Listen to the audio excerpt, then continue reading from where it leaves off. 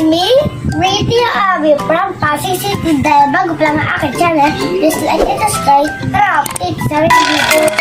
Hi guys!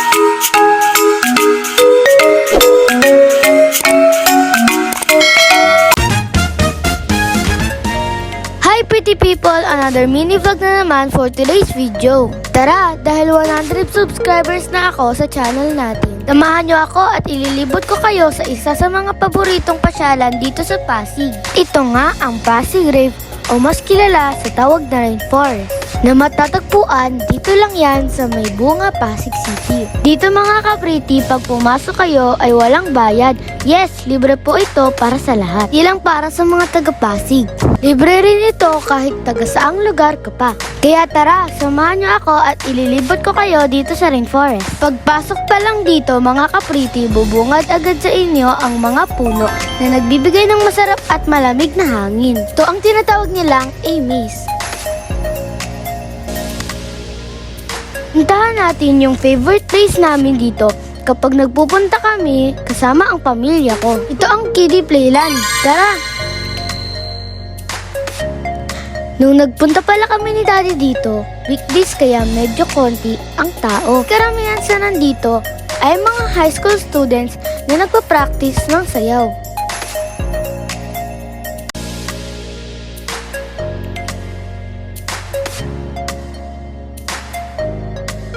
Yan guys, pagpasok nyo sa Kiddie Playland, unang bubungad sa inyo ang napakalaki na palaruan.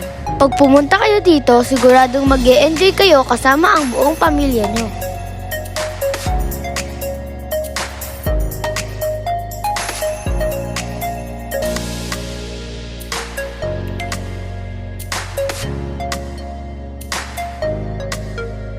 Kami kayong pwedeng laruin dito guys. Kaya ako, nag-e-enjoy ako ng sobra. Yan guys, meron pala ditong tren. Kaso di na siya umaandar ngayon. Di ba umaalog?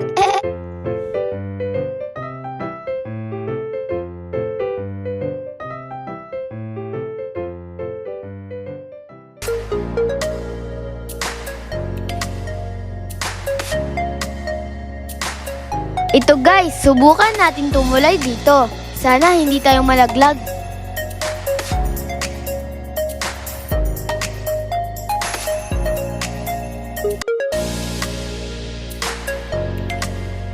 Yes, success guys! Nakalagpas tayo. At subukan naman natin mag-slide. O diba? Nag-post pa nga si ating. So sa Kiddie Playland, sigurado ang safety ng mga batang maglalaro dito. Bagong renovate din pala ito guys, kaya masarap maglaro dito. Mga batang kagaya ko, make sure na may kasama kayong magulang ha, para mas safe pa rin sa atin.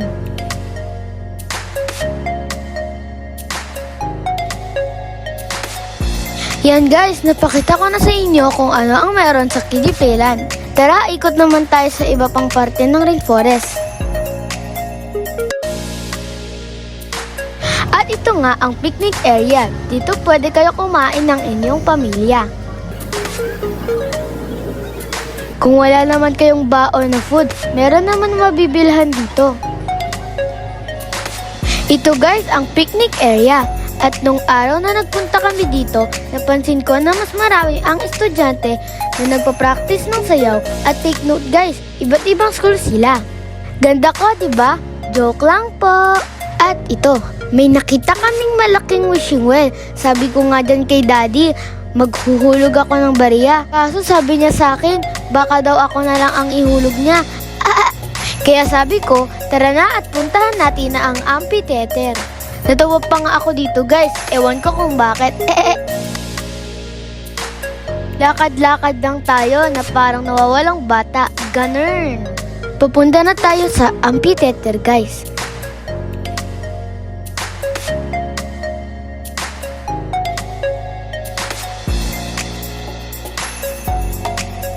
Makikita nyo dito ang isang malaking lugar kung saan ay pwede kang umupo at magbasa ng mga favorite mong books. Minsan, meron din dito nag-e-event. Like wedding. Yes guys, pwede itong event place. Di ba may pa-falls pa? Make me sweat, make me water. Eme!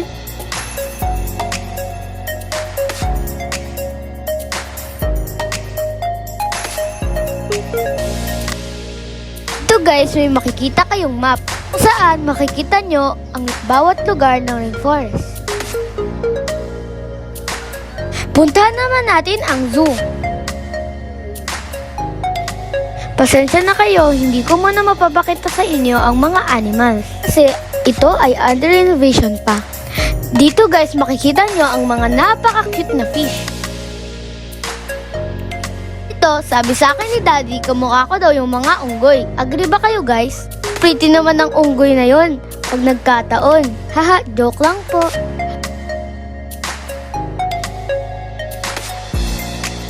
Pasensya na guys, di ko muna kayo mapapasok sa mga kulungan ng mga hayop. Dahil ito ay inaayos pa sa ngayon. Pwede pa rin kayong mamasyal dito sa ibang bahagi ng rainforest. Sobrang maaliwalas at mahangin dito guys, dahil sa mga puno.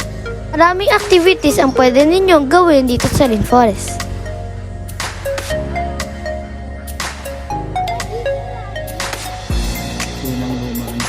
Yan guys, after nga natin sa zoo, nag-aya na ako kay Daddy kumain. Kasi nakakagutom mag-ikot-ikot sa rainforest. Sa laki ba naman ito? Yan guys, sumakay na kami ng motor at hahanap kami ng kakainan.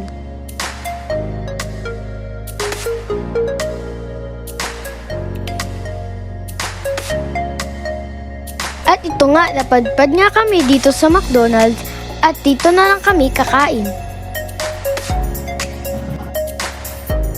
Habang iniintay namin ang order namin, TikTok muna tayo kahit walang sounds. Pak, pak, pak, ganun. At pagdatingan ng order namin, nagpray na din ako para makakain na kami ni Daddy. Kain po tayo. Nakain ko dito guys, walang iba kundi ang nag-iisa kong paborito dito sa McDo. Ito ang chicken nuggets na may barbecue sauce.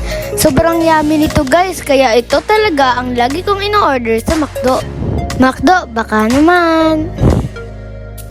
Oo nga pala guys, kami ni Daddy, meron kaming schedule na once a month ay dapat meron kaming date na kami lang dalawa. Talagang nagbibigay ng time sa akin si Daddy, kahit na hindi madalas ang date namin, sobrang na-appreciate ko. Kahit busy sa work, ay nabibigyan niya pa rin kami ng time ng mga kapatid ko.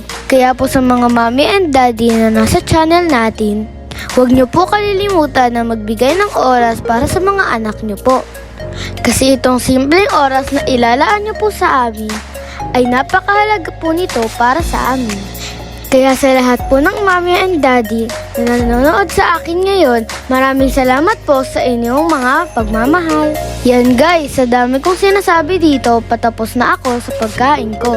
Gumatapos ang vlog na ito, gusto ko pong magpasalamat sa lahat ng nag-subscribe sa channel natin.